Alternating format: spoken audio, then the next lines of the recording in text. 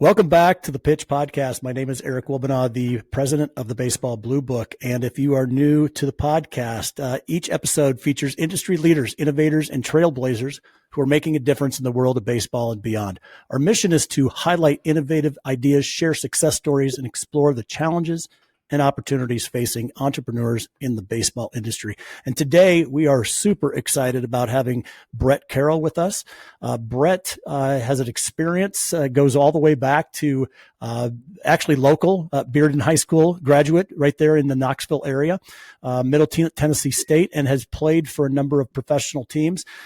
He is now running a training facility which is actually BC Athletics there in Knoxville, Tennessee, bringing a lot of experience to the city of Knoxville. Brett, how are you today? I'm doing well, Eric. Thanks a lot for having me on. I'm excited. Well, it is my pleasure to have you on, and I'm looking forward to getting to know you. One of the things that we really do focus on is business, but we love to hear stories, and certainly from former professional players. It's such a great game. We're a week away from opening day. We're all excited about that. So why don't you, again, this is the Pitch Podcast. So I'm going to give the time to you for the next couple of minutes to really just pitch us on what you do and what you bring to the Knoxville area.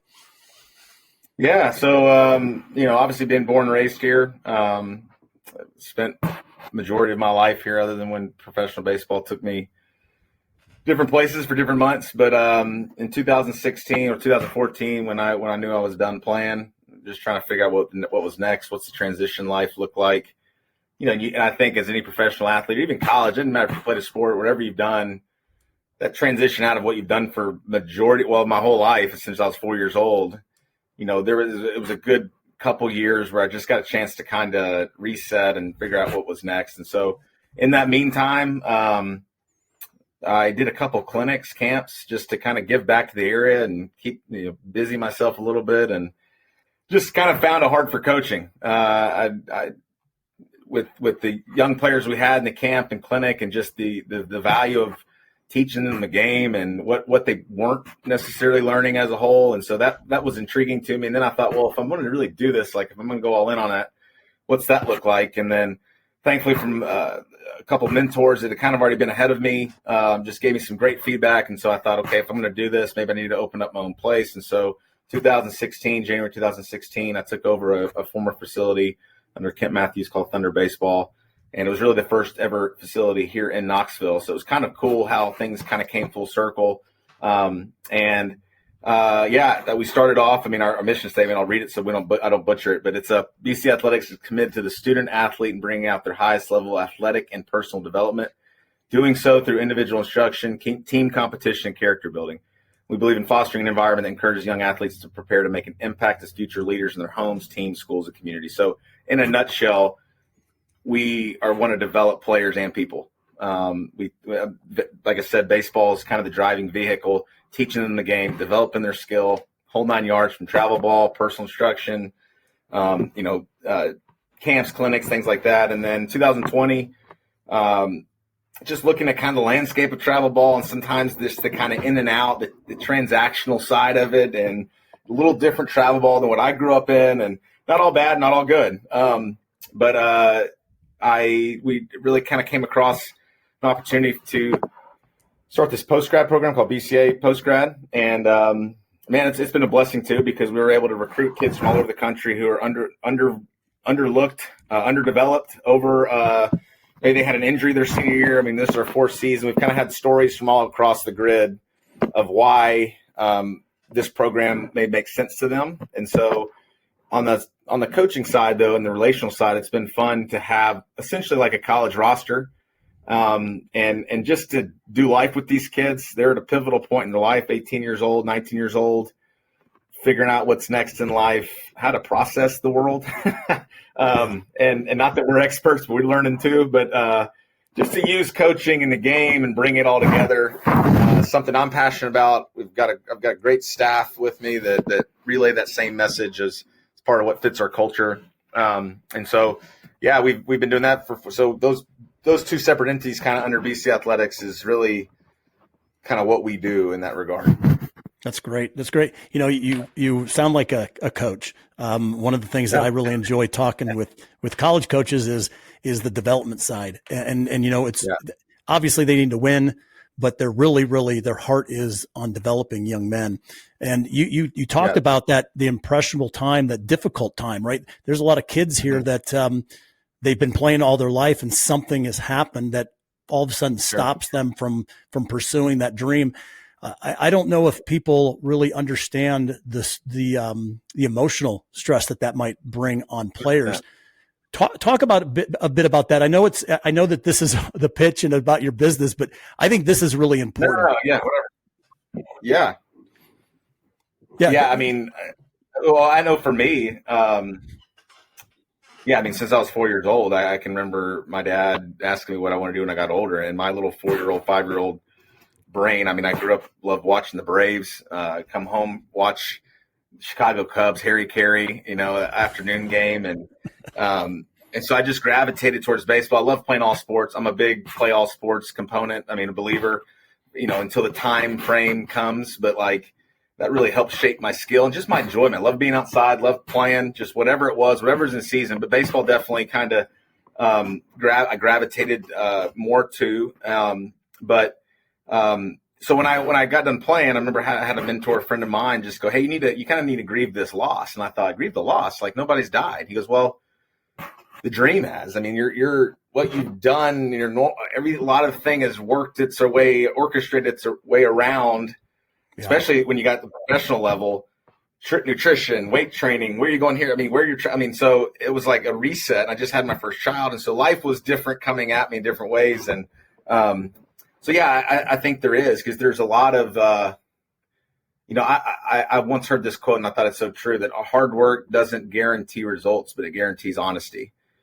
And so players are seeing now that, yes, there's some perks to social media. You know, you're able to advertise yourself, market yourself, if you will. But there's a flip side to that too. But the game is, you know, with now transfer portal and COVID, I mean, the physicality is so important. I mean, knowing the game is important, knowing where to be on the field and what you're supposed to be doing, the little things that, the home runs and the strikeout, those are all fun. But those are the big moments, right? They're the all the fine details that still matter in the game. At least I know when you talk to college coaches and beyond, it may not be valued when you're younger, but it's certainly to play in their program. You're not going to play if you can't do those things, you know? So, the emotional side, I mean, we really try to, I mean, one of the things we talk about is coaching kids from the inside out. Like, it's got to start from inside you. I mean, it's got to be a passion in your heart that you enjoy the game. Because the game is hard. The game it's going to punch you in the face more times than you're going to succeed at it. And so how do you respond to that? What's your thought life like? Like, no one's going to be meaner to us than us, right? Like, no one's going to talk. And so the game, though, just brings all that out. I mean, you're 0 for 3 with 3 strikeouts. You hope they don't come back around and hit. Or is you're like, I don't care what I am right now. Let's go. Like, it's just a mindset of trying to continue to train and develop. But there is a lot of emotion involved and a lot of work behind the scenes that no one's going to see, but really pays off if you're really doing it. That's good. That's good, Brett. I know you've kind of covered this within what we've talked about already, but can you really share the inspiration behind your business and what motivated you to pursue this venture? Yeah, I mean, it truly was a calling. I was asking, when you get done, like I said, doing what you've done for most of all your life, and then going into what the real world is, and what are my passion? Obviously I've got some experience in baseball. What do I want to do next that is something I would enjoy doing, or I feel like I'm gifted at doing? So really, honestly, it's a question between me and the Lord about what's next. And this opportunity came about. I started to really process that and write it down and pray through, work through, talk with people through, and it really became clear that this was something.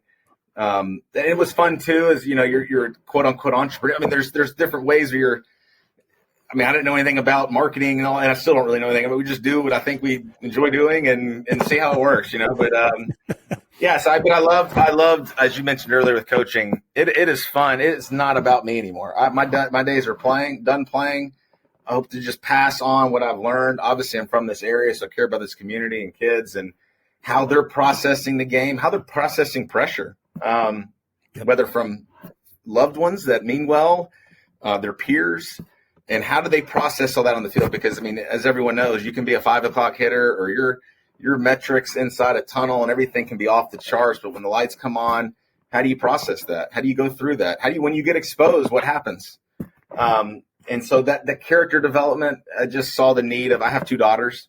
So I never had a son. I think I inherited a whole facility full of young boys all the way from the youth to the college. And we've got pro guys that come here too. I mean, so just to come alongside them, I saw the value in being able to, when I talked about developing people, developing players, I mean, there's been several rewarding conversations just when you feel like you can give them a nugget that they take, or you see them from start here and end up here, and just to see their journey come to fruition, see their dreams starting to take place. That's real rewarding as a coach. I think that's why ultimately, yes, wins and losses are great. Who competes to lose?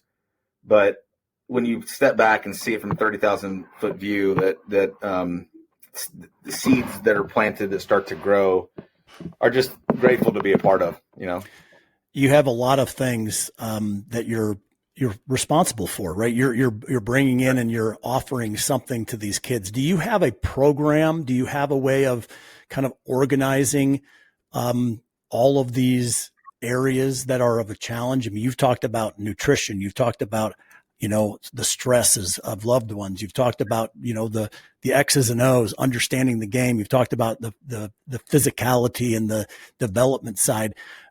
How do you approach that from not only on the coach side, but also in the facility that you're now owning? Is there kind of, you take them through a process, or is it wherever they are, you have kind of some guidelines as far as how you handle that? Yeah, I mean, there obviously when you're in the middle of maybe coaching or observing a game or something, there may be some that sticks out that you can offer some advice or wisdom on in the right time. As an organization, we are very upfront and transparent with our families about what our expectations are, what you can expect from us. We're certainly not perfect, and we're always looking to improve little ways that we can better communicate. But the reality it is, we want them to, hey, we're for your sons. We want the best for them, and that's what this is about. And you may not always like about decisions we make. I mean, obviously, travel ball can get a little bit weird at times with some of that. Everyone wants to play. I completely understand that, and as it's different than representing your school ball, because you're representing your high school. Most high school, college coaches, they're there. You're wanting to win games. I mean, you got to win games, and so. Travel ball. So stay on topic here. I mean, it's on point. I mean, we have a player parent agreement that we discuss and walk through, because I think it's important to communicate expectations. People can get frustrated if you haven't communicated expectations or this is how we do things here. There's some things our door's always open. We can discuss and have a conversation about, but we try to walk them through that. And then we have a program called Impact Training that's mainly for our youth, and we usually we actually partner with University of Tennessee Sports Psychology Motor Behavior Program. They come over and they kind of lead a little bit of a mental training type thing, which is good for them, and that spurs on all kinds of conversation. When you start asking kids questions, and you get them out of their phone for long enough that they start to soak up, like, oh, that makes sense. Hey, you struggling with that? Hey, tell me about that. What's that look like? How are you processing? I can see you're frustrated, because body language gives right away what's going on inside, So, so we kind of lay that out differently from the post-grad to our travel ball side. And then we also have each team is on kind of a group chat, so we can communicate. Our coaches can communicate time and place you're supposed to be. And then typically just using some connections that I've had in the game, bring on we just had Bobby Magianis, who's the Braves assistant coach, came on as organizational Zoom call, just probed him with some questions. He's a great guy. Just gives them, I think, just someone other than me rambling. It's like someone that they might actually listen to. So that stuff. Hopefully that makes sense. I know it's a long-winded answer, but that's kind of what we do. Try to lay out the overall what this is about. One of the things I do get from what you're talking about is, one, your passion. If you had not made,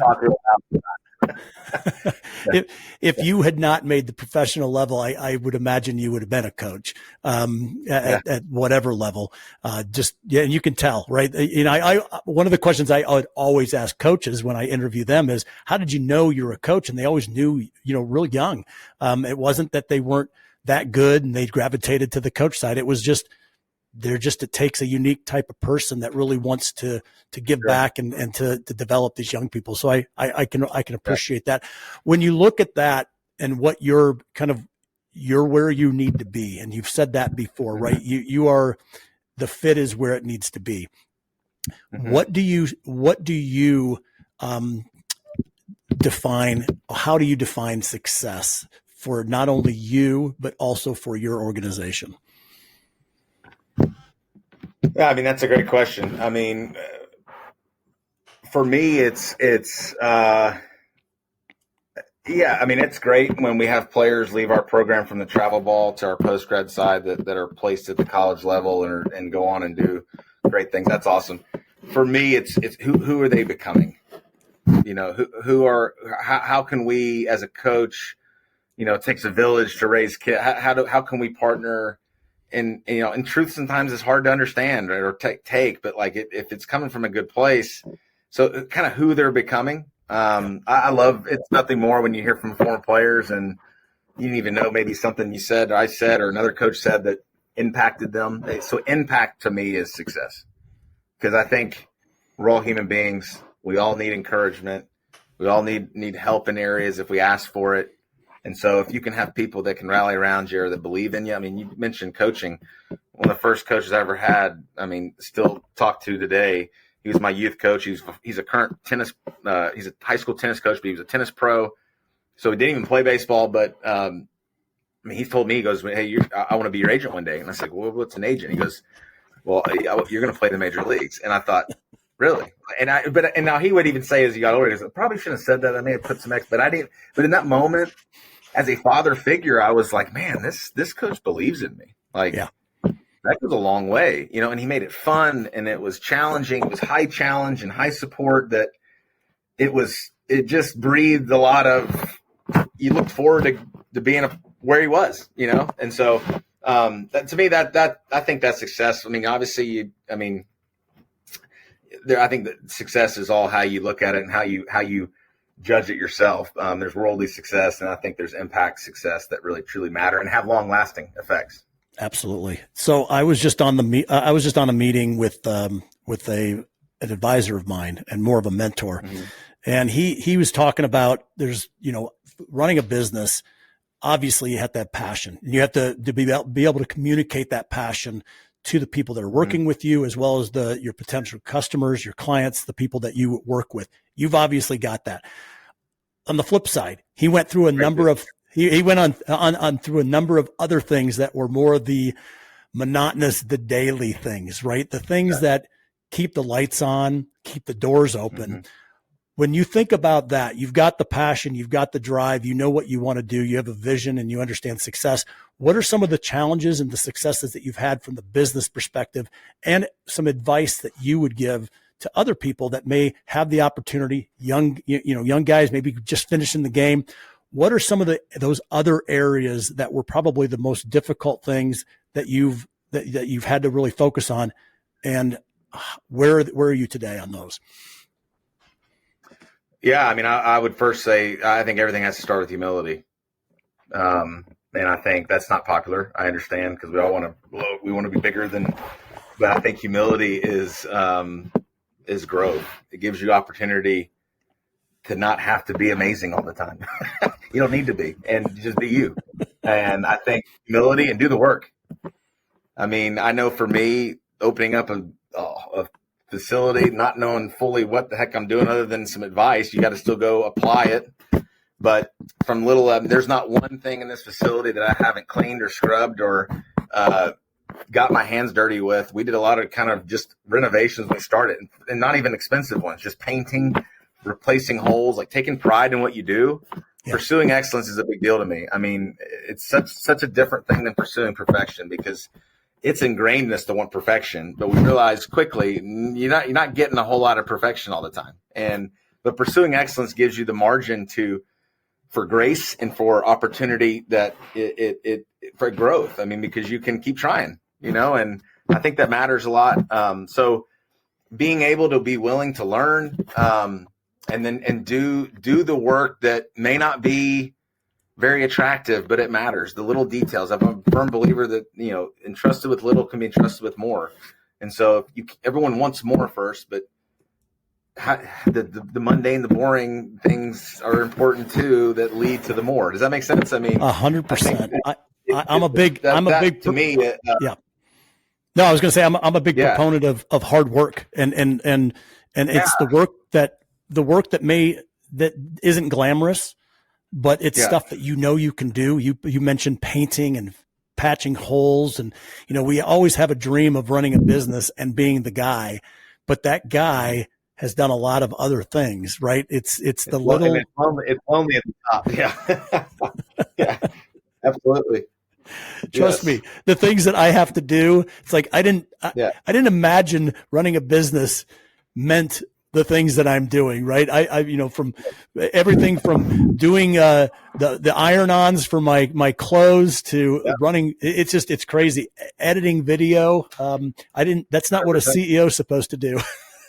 Yes, 100%. Yeah, and again, though, when you come on the other end of it, you're going, oh, I'm kind of well-rounded. I understand how to do this a little bit better now, and how to work that better. And I think that, again, is a big deal. I mean, 100%. I mean, I remember in high school, like, and this isn't all toot my own horn, but I remember the dream and stuff births inside of you when it's some of those dull moments that aren't going to appear on your highlight reel, but it was running stadiums at night by myself and didn't have social media, and it went around. I had a pager in high school.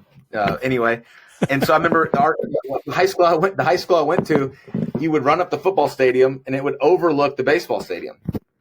So each time I ran up that thing, I could look over and dream, and I could see myself out. And I'd run back down.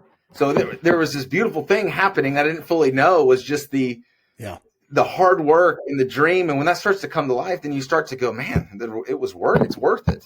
The reward. And I think we're designed to work hard. Now you can overwork and you can make hard work your main, but I just mean, I don't know how you get from point A to point B. And trust me, microwavable stuff is great sometimes. It's not so great other times, but I struggle with patience. I mean, I want something quick. But the reality of the things that you truly value and care about, they take time, and because I don't think you learn to appreciate it without putting that in. Does that make? I mean, so true.